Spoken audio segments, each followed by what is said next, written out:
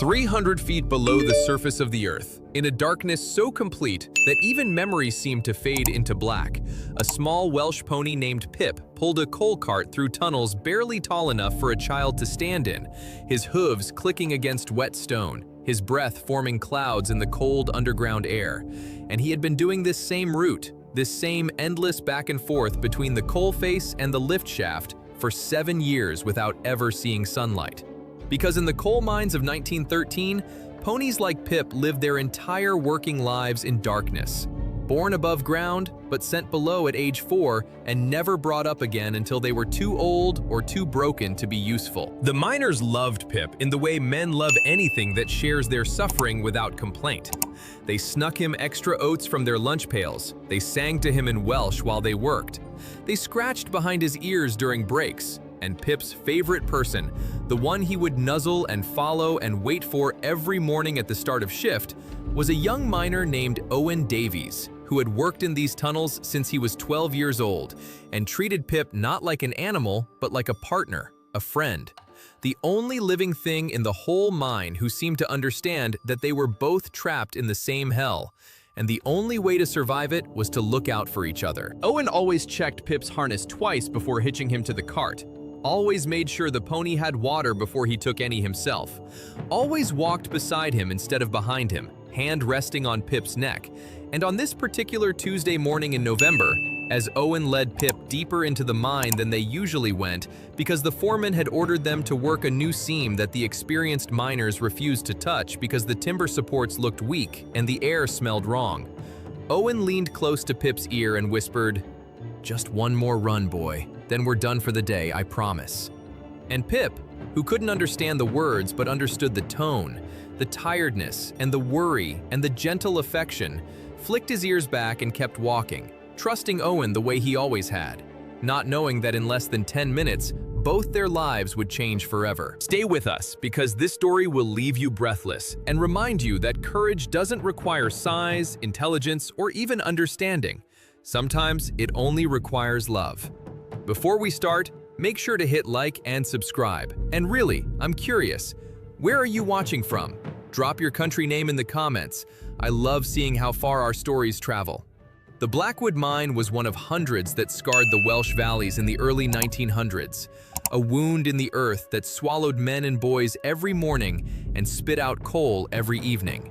And the price of that coal was measured not just in money, but in lives, in lungs destroyed by coal dust, in backs broken by cave-ins, in families left without fathers when the mine decided to take what it wanted. The pit ponies, small, sturdy horses bred specifically for underground work, were essential to the operation because they could navigate tunnels too narrow for machinery and pull loads too heavy for men.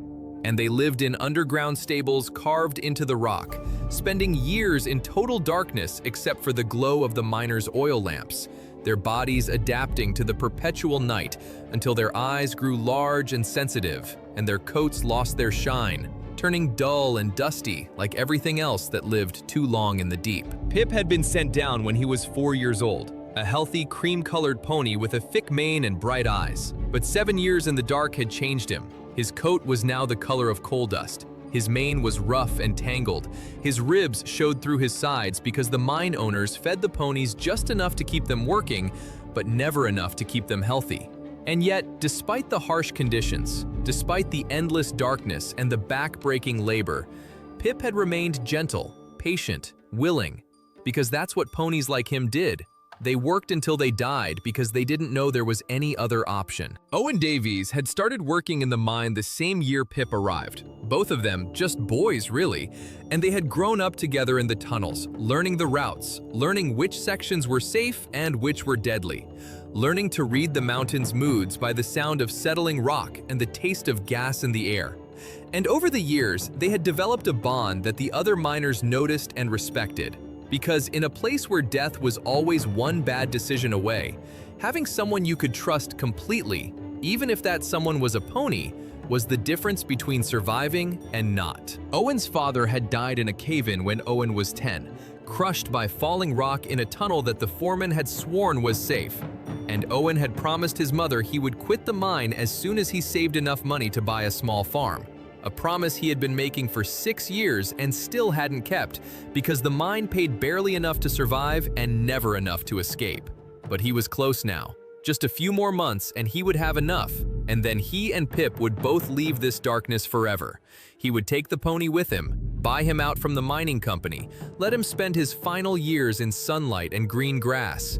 And this dream, this image of Pip running free in a field, was what kept Owen going through the worst days, through the fear and the exhaustion and the knowledge that every shift could be his last. On this particular Tuesday, the foreman had assigned Owen and 3 other miners to work a new seam at the deepest part of the mine, a section called Devil's Hollow, because the rock there was unstable and the previous crew had reported hearing ominous cracking sounds. But coal was coal, and the company needed to meet its quota. So down they went, Owen and Pip and the 3 other men, descending into darkness that seemed thicker somehow, heavier, like the mountain was pressing down on them with malicious intent. The new seam was narrow, barely 4 feet high, forcing the men to work on their knees, and the timber supports that were supposed to hold up the ceiling looked thin and poorly placed. But the foreman had made it clear that anyone who refused to work would be fired and blacklisted from every mine in the valley. So they worked.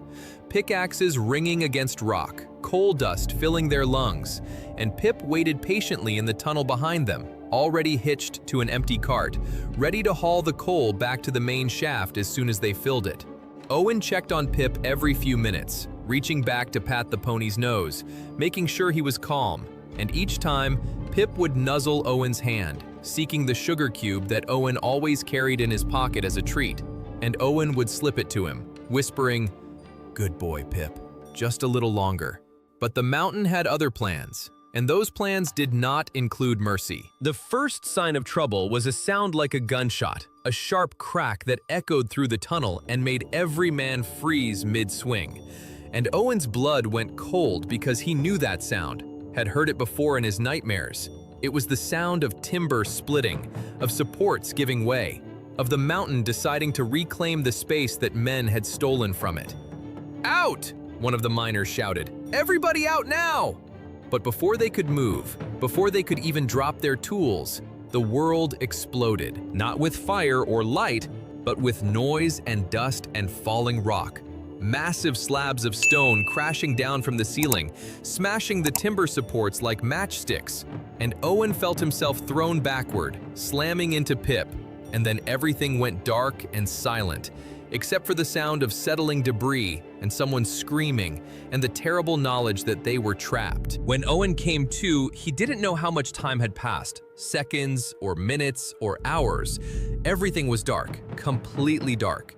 His lamp had been smashed in the collapse, and without it, there was nothing. No light, no sight, just blackness so total it felt like being blind.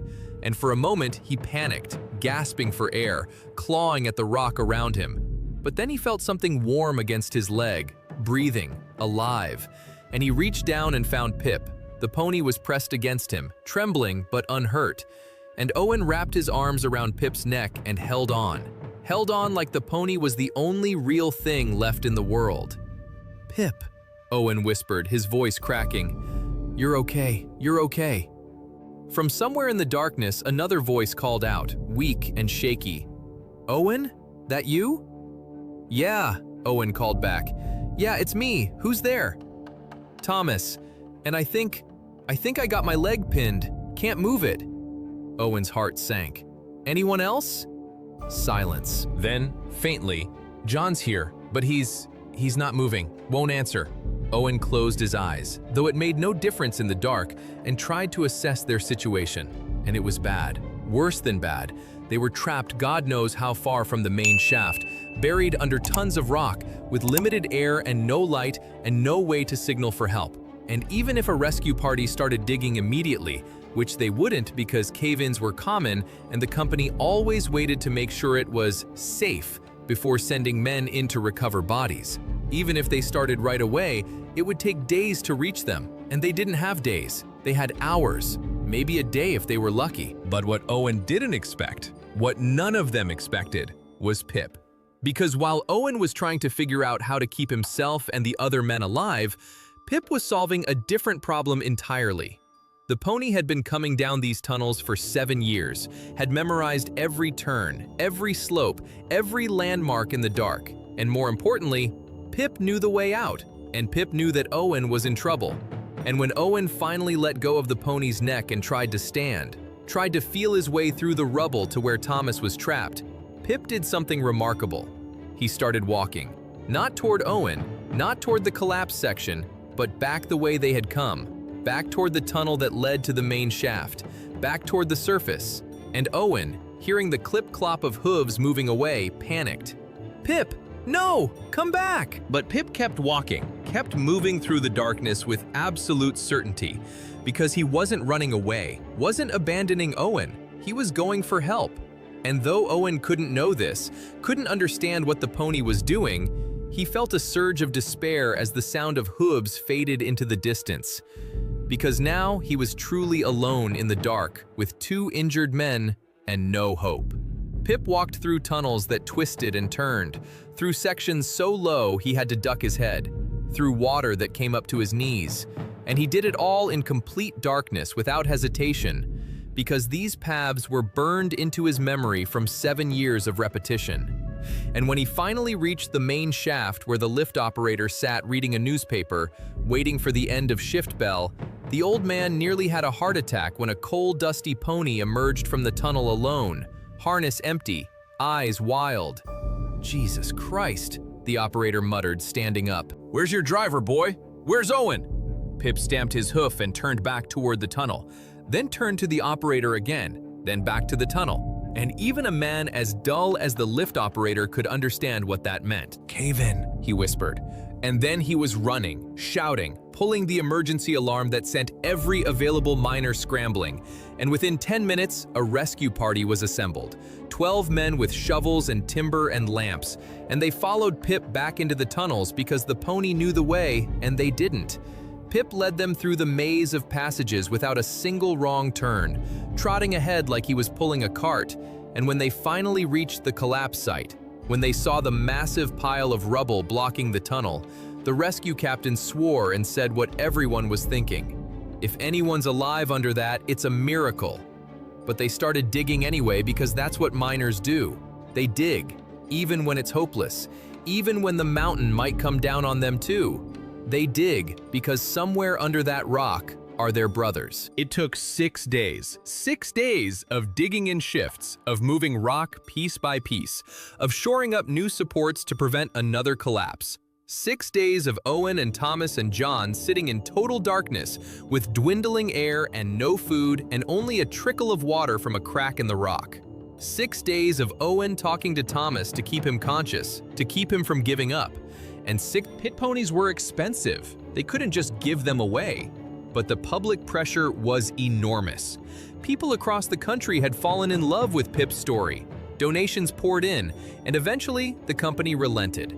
Pip was officially retired, and Owen, who quit the mine the day he was discharged from hospital, used the donation money to buy a small farm just outside the valley.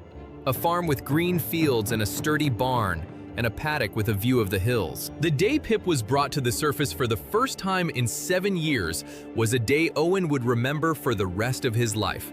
They led the pony up through the mine shaft, up through hundreds of feet of darkness, and when Pip stepped out into sunlight, when the bright Welsh sun hit his dusty coat, and he blinked against light he hadn't seen since he was a young horse, he stopped, stood perfectly still, and then he did something that made every person watching start crying. He started rolling, rolling in the grass like a foal, kicking his legs in the air, and for 5 full minutes, Pip rolled and kicked and snorted and celebrated being free, being in light, being alive. Owen brought Pip to the farm that same day, led him into the green paddock, removed his harness for the last time, and said, "You're home, boy. This is your home now." Pip lived at that farm for 11 more years. 11 years of sunlight and green grass and sugar cubes whenever he wanted them. And Owen never rode him, never made him pull anything, never asked him to work. The pony's only job was to be happy, and he was. He would trot around the paddock, would nuzzle the visiting children who came to meet the famous rescue pony, would stand at the fence in the evenings watching the sunset like he was making up for all the sunsets he'd missed underground. But the thing that struck everyone who met Pip, the thing that Owen never quite understood, was that the pony was terrified of the dark. If a storm came and the sky grew black, Pip would panic, would run to the barn and refuse to go back outside until the sun returned. If Owen tried to bring him inside the barn at night, Pip would fight him, would rear and pull and do anything to stay outside where he could see the stars. And it took Owen years to realize what should have been obvious. Pip had spent so long in darkness that he never wanted to be in darkness again, even for a moment, even to sleep. And so every night for 11 years, Pip slept standing up in the paddock, under the open sky, where the stars and moon could remind him that he was free. Owen married a local girl, had 3 children, built a life around that small farm, and every single one of those life events happened with Pip present. The pony was the best man at Owen's wedding, standing patiently while the guests laughed and took pictures. Pip nuzzled each of Owen's babies when they were born, gentle as a lamb. And when Owen's children learned to walk, they learned by holding onto Pip's mane and toddling beside him through the paddock. The miners who had worked with Owen and Pip came to visit regularly, men who had survived the collapse